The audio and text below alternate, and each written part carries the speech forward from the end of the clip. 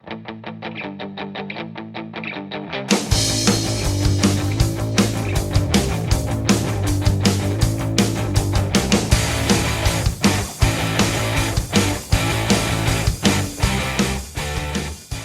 listening to the February 4th, 2016 edition of the Surfwatch Cyber Risk Roundup, the weekly podcast that's focused on how the world of cybercrime is impacting business. The Surfwatch Cyber Risk Roundup is brought to you by Surfwatch Labs. I am Jeff Peters, Surfwatch Labs editor, and I'm here with Matt Leifus, Surfwatch Labs writer. As always on this podcast, we cover the top 5 trending cybercrime events, advisories, and legal actions from the past week based on Surfwatch Labs data. So as we always do, we'll just jump right into it and start off with the top cybercrime event from the past 7 days. Coming in at number 1, we have the UK banking giant HSBC. They were the victim of a distributed denial of service attack this week. The attack left customers unable to access their online banking accounts. HSBC released a statement about the attack where they said, HSBC internet banking came under a denial of service attack this morning, which affected personal banking websites in the UK. HSBC has successfully defended against the attack, and customers' transactions were not affected. We are working hard to restore the services, and normal service is now being resumed. We apologize for any inconvenience this incident may have caused. End quote. Now, the one thing that kind of confused me about this, Jeff, was the company said they successfully defended the attack. However, it's very well documented that they were actually down for like 3 or 4 hours, so I don't really know what defending against the attack was. I mean, they're up and running now, but... Yeah, I mean, they're not down forever, so at some point they were successful. I mean, at that point, I think every DDoS attack at some point has, been thwarted eventually, so everyone defends against it, I guess, but I don't know. Yeah, that was by far, I think, the biggest story of the week in terms of what we saw in our data, what everyone was talking about. Another big story, though, was Landry's and the Golden Nugget Casino have reported that several of its venues have suffered payment card data breaches, and these breaches took place on 3 different periods between May 2014 and December 2015. The compromised information includes names, payment card numbers, expiration dates, and internal verification codes. There's a list of all the restaurants and venues that were affected by these breaches on the company websites. Yeah, and there were quite a few restaurants. If I, just thinking off the top of my head, I know the one that always stands out to me is because I'm such a Forrest Gump fan, was a Bubba Gump Shrimp Company was one of, I mean, there were like 100, but it was quite a bit. Coming in number 3, we have Neiman Marcus. They suffered another data breach. This was interesting to me because when I first started working at Surfwatch Labs, a lot of people talked about Neiman Marcus, and it just kind of, referring back to it, I always look back at, Neiman Marcus like, oh, is this big data breach? And also to hear that they're breached again, it kind of sits with me because that was one of my first, this is what I heard of a retail company being breached. Anyway, customers of the popular retail store Neiman Marcus were informed that some of their personal information may have been compromised. According to the company, an unauthorized party logged into their accounts, guessed at their passwords, and attempted to make fraudulent transactions. The activity took place on December 26, 2015. Merry Christmas. Neiman Marcus said the majority of attacks were repelled. However, a very small amount may have been successful. And actually what they really said was about 99% were repelled and about 1% were successful. I think looking at news today, I did see a couple numbers. Maybe I think it was around 5,000, something like that. Do you know any more information on that? Yeah, from what I read, I mean, customer information was breached, but it sounds like these cyber criminals or whoever it was were just basically doing these automated login attempts. And, of those, only 1% were successful. So the number I saw was that they were able to accurately guess about 5,200 usernames and passwords. And then it said of those accounts, on about 70 of them, Neiman Marcus says that hackers were able to initiate fraudulent transactions. So it sounds like it's pretty minimal, and it sounds like it was, at least what the company is saying is that it was reused credentials like we talk about all the time on the podcast. Basically hackers using other credentials that were stolen in a different breach and just trying to use these to log into the Neiman Marcus customer accounts. The number 4 top trending cyber event of the week had to do with TaxSlayer. We were talking about this on the podcast last week. It's tax season, and the IRS and everyone's warning of these tax fraud. And TaxSlayer, they announced a data breach. TaxSlayer is a online tax preparation software publisher, and they notified about 8,000 of their customers that their information may have been compromised due to a data breach. According to the company, a third party potentially gained access to the personal information on these customers' tax returns. The company became aware of the breach on January 13th of this year, and the breach took place between October 10th and December 21st of last year. So it sounds like they got some people's tax returns information. Yeah, a little side note, when I was young and, our generation really grew up with the internet.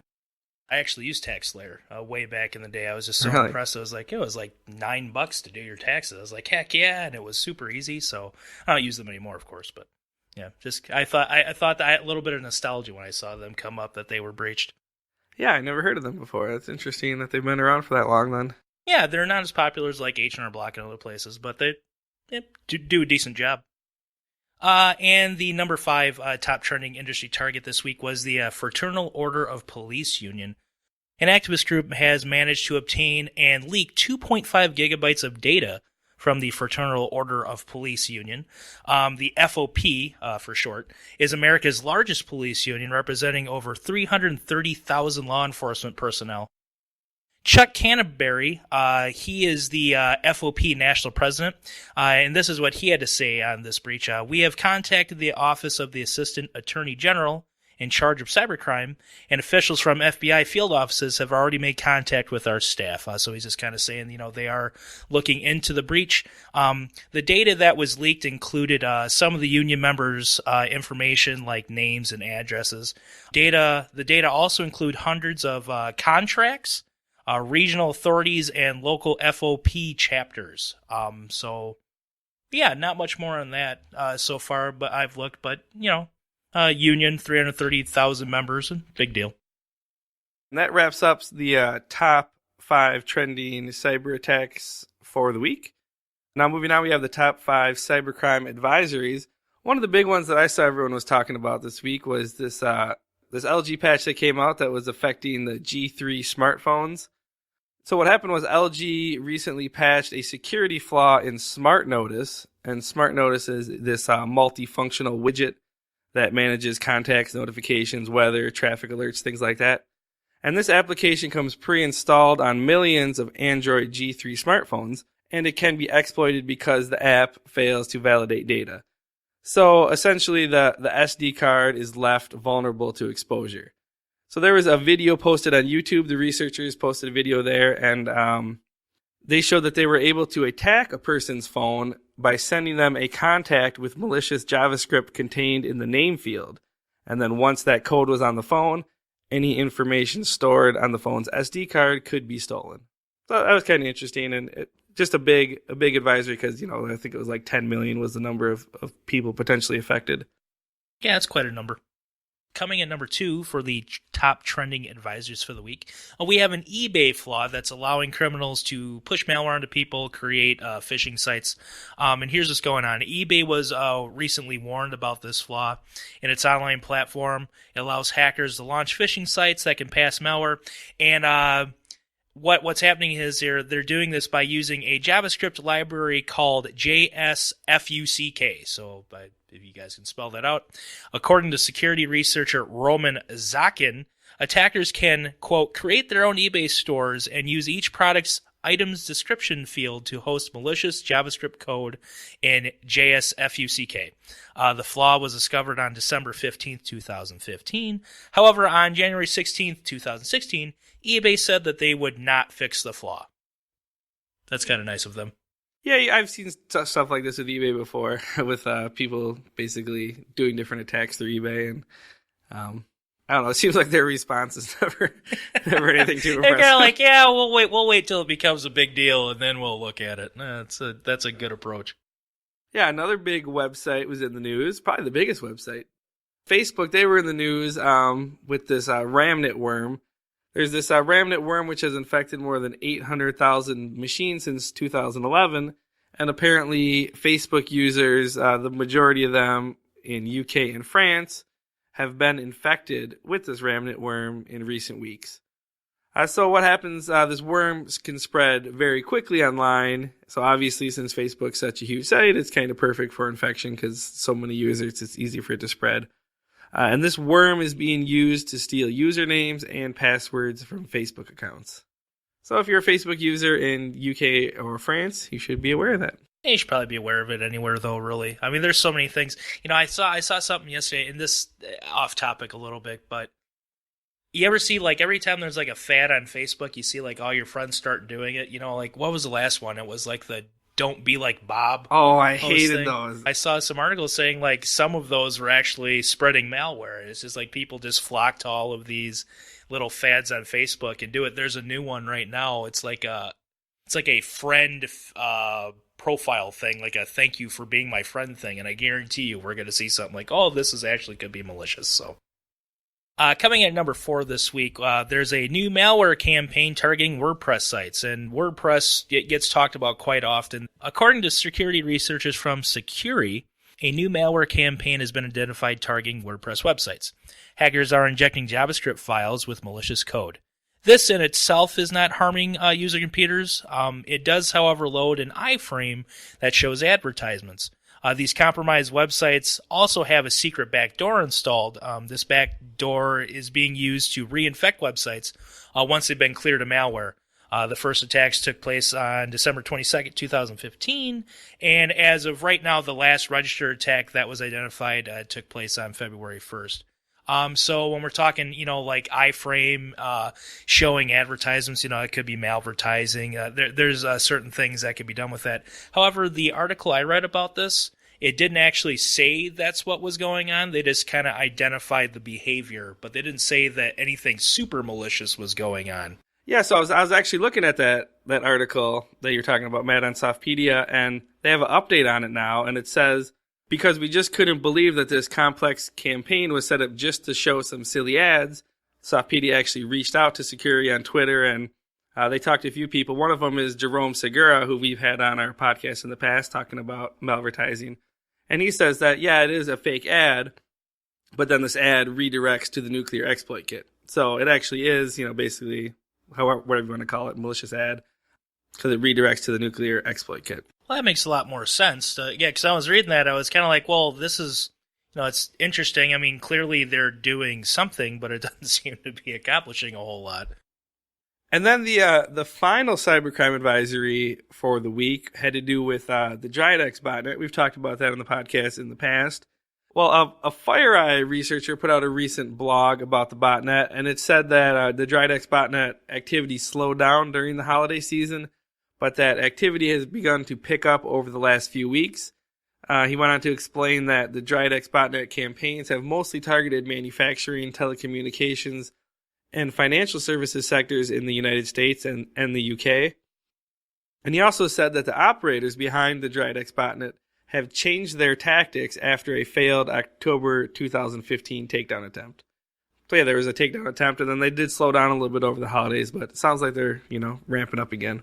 Yeah, when I read that article, they did break down how they changed their tactics. But if we tried to explain that over this podcast, I would probably confuse myself just trying to explain it. But they do reference like some of the changes in it. If anyone wanted to actually check that out on the FireEye blog post. I've always thought it would be kind of fun to be like a malware researcher. Although, I mean, I don't know if I'd have the capacity to like look at that minutia just like day in and day out and pull things apart. I'd probably go crazy after a week. You could be crazy now, though, Jeff. You might not know it. It seemed like it was kind of a slow week, really, in terms of the cybercrime events and advisory front, didn't it? I mean, there was the big bank DDoS attack that everyone was talking about, but there wasn't really anything. I mean, I guess I shouldn't say that because there was, hundreds of there was these point of sale breaches affecting hundreds of locations, and these Neiman Marcus customers and TaxSlayer, and I guess there was quite a bit that happened. Well, there's quite a bit, Jeff, but I mean, the average is normally really bad, and then this week it was so bad. Let's put it that way. Yeah. Now, moving on to the last section of the podcast, the top 5 trending legal items. There was a few different penalties that got my attention this week. There was an interesting one regarding a HIPAA violation. Lincare, they must pay $239,800 for a HIPAA violation. And The Office of Civil Rights, they're the ones who basically put out all these HIPAA penalties.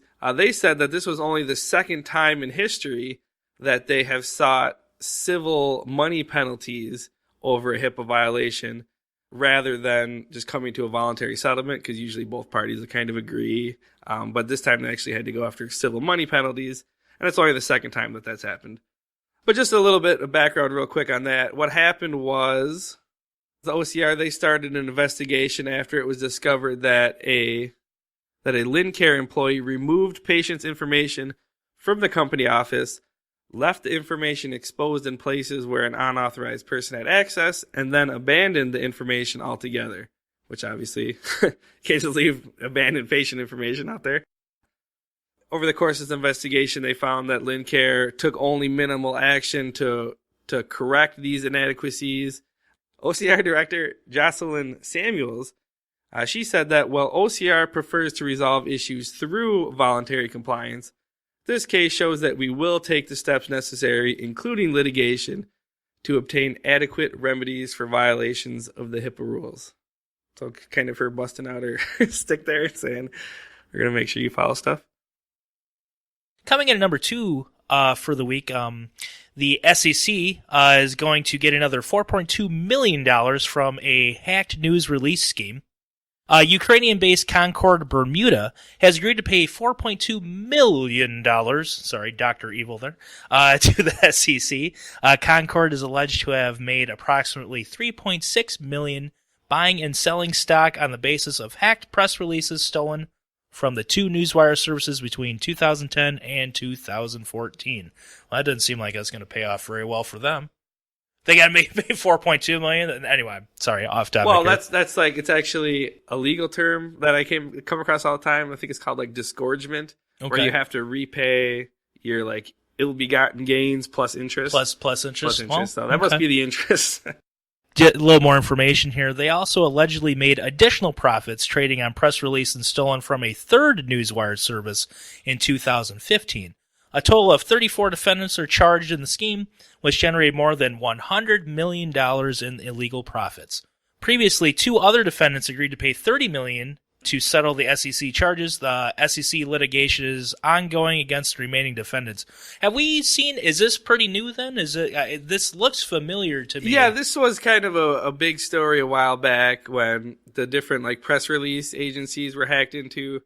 So that basically the idea was you steal the press release information before it gets actually released, because a lot of times, you load up the press release and you don't actually send it out right away. So you can kind of get a jump start on knowing different deals or different things that are happening, different announcements with companies. And by knowing that, they were able to collectively generate more than $100 million in illegal profits. And I think the 2 guys before, or the other defendants that had agreed to pay $30 million, I think they were, from if I remember correctly, they were sort of like the ringleaders of the operation, which makes sense because that was a $30 million settlement. Right. There's still like another 30 or so people that the SEC is still pending litigation against. Yeah, so this is probably going to be making news for a while, is what it sounded like. Yeah, that's the interesting thing about all these legal stuff. You just kind of get these stories from a year, 2 years, 3 years ago. They just kind of keep popping back up. Right. Yeah, like moving on to number 3, I saw Web.com. They had a data breach back in August of 2015. They announced it, affecting about 93,000 customers. And this week, a customer filed a class action complaint against the company in California federal court. So this complaint has to do with the data breach, and it basically alleges that Web.com failed to secure its users' personal information, including credit and debit card numbers. And that led to this, quote, large and wide-reaching security breach. Like I said, it affected 93,000 people. So in the complaint, which I was reading this morning, it said, despite assuring its users that it will provide them with reasonable administrative, technical, and physical security controls when handling its users' information, the security standards employed by the defendant have resulted in breaches of the defendant's network and software. So that's kind of the convoluted legal way of saying they got breached. They said they were supposed to not get breached, and they got breached. Right. Always a fancy way to say things. Yeah. Moving on to number 4, if you guys have heard, if you're listening to the podcast, by the way, thank you. we have talked about this topic before. You might have heard us mention a safe harbor. Safe harbor was the data sharing agreement for years between the European Union and the United States. Last year, there was a big falling out from it. Some people were like, oh, no, it's a pretty big deal. Well, there's been a new data sharing agreement reached between the European Union and the United States. They have agreed on a new set of privacy obligations, which will replace the previously used safe harbor framework, again, which was struck down by the European courts last year. The new agreement, which is known as the EU-US Privacy Shield, still requires approval, but it does remove some of the uncertainty around U.S. firms who move European citizens' data to the U.S. There hasn't been a lot of information released about the specifics of it. The Washington Post said that the text hasn't even been formally released, and there's only been a few details that have come out. But in essence, the agreement calls for companies to agree to robust obligations to protect European personal data, and it enables Europeans who feel their data has been accessed by U.S. intelligence agencies to complain to a new ombudsman. And it also calls for an arbitration process for Europeans who feel their complaints are not being addressed. So, we're talking about all these legal things going back so far. I mean, this goes all the way back to like Edward Snowden and was that 2013, and everyone's getting concerned about the NSA surveillance, and then this European court struck that down last year. So they're kind of scrambling to get this new agreement in place so that way. Because the issue is if you have companies transferring data on European citizens to the U.S., then, the fear is that the NSA can spy on all these European citizens. So that's what this whole framework's about, from my understanding at least. That makes a lot of sense. I mean, I think that we've seen, Edward Snowden came out, delivered some bombshells about the NSA and everything. We've also seen, other reports about the NSA and, spying and what they can look at. I mean, just look at a lot of our phone records here in the United States for years. So I kind of when I was reading like Safe Harbor and when it was kind of voted down in the European courts, I kind of understood. We're really not. No, people's data really didn't seem to be that protected. Yeah. Then the last story. This one I thought was kind of interesting. The last story on the legal front is a former Nuclear Regulatory Commission employee has been found guilty of spearphishing the Department of Energy. So this guy's name is Charles Harvey Eccleston. He's 62, and he's a former employee, now former, obviously for doing this, of the U.S. Department of Energy and the U.S. Nuclear Regulatory Commission. So apparently, just last month, he did this spearphishing attack that targeted more than 80 Department of Energy employee email accounts. And apparently Eccleston admitted that he attempted to compromise, exploit, and damage U.S. government computer systems that contained sensitive nuclear weapon-related information with the intent of allowing foreign nations to gain access to that information or to damage essential systems. So that sounds pretty serious, right? Yeah, kind of. So, back up, because I'm thinking this is like, oh man, this guy's... like this is treasonous or he something. He must be getting paid, right? Yeah. So, apparently this whole scheme goes back, the FBI first caught on to him in 2013, and the Department of Justice put out this long press release detailing this, and I just wanted to bring this up because I thought this was funny. It says, according to court documents, this guy initially came to the attention of the FBI in 2013 after he entered a foreign embassy in Manila and offered to sell a list of over 5,000 email accounts of all officials, engineers, and employees of a U.S. government energy agency. But apparently he only asked for $18,800 for these accounts. Really? So, I mean, it seems like you're going to get in an awful lot of trouble for 18 grand. You're like throwing your whole life away for 18 grand? Anyways, it turns out that these email addresses he was selling were publicly available anyways. But anyways, then the FBI's been on him for a couple years, and they've been doing their go back and forth.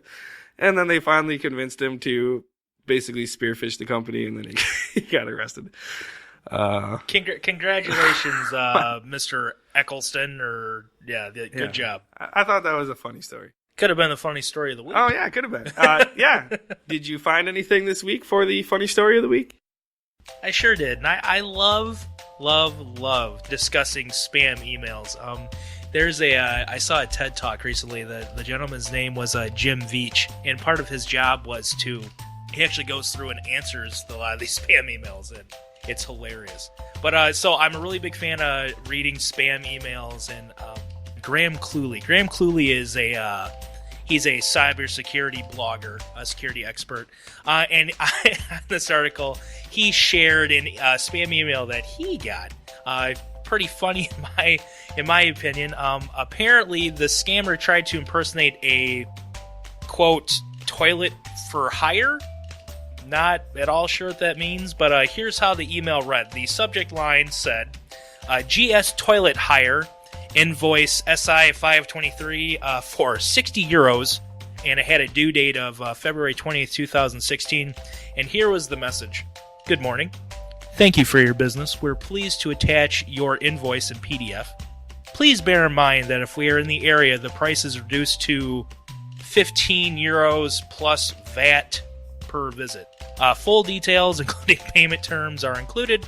If you have any questions, please don't hesitate to contact us. Kind regards, Linda Smith." Smith's always a great name for these emails. Office GS toilet hire. And then it had a zip file attached. Of course, this is a spam email. Cluley actually dug a little further, and he unpacked the zip file, and it found it contained malware. More specifically, it had the Drydex banking Trojan. And I just want to point this out because if you look at this, I mean, this is so clearly a spam email. I have no idea what is a toilet for hire? Like, what is that? Office GS toilet hire. That's a strange name for a company. Yeah, and the big question I had was, so what was the service? Because Graham Clue is saying, like, well, I mean, as he says, he has a loo in his home office. I don't know. I just thought it was funny. A toilet for hire. And that'll do it for this week's episode. As always, the Surfwatch Cyber Risk Roundup podcast is brought to you by Surfwatch Labs. Surfwatch Labs delivers cyber risk intelligence solutions that help organizations understand the potential for cyber attacks, determine the impact to their business, and proactively address threats head-on. For weekly interviews with cyber experts, check out Surfwatch Labs' other podcast, The Cyber Chat. And for more information on cyber risk intelligence, check out surfwatchlabs.com.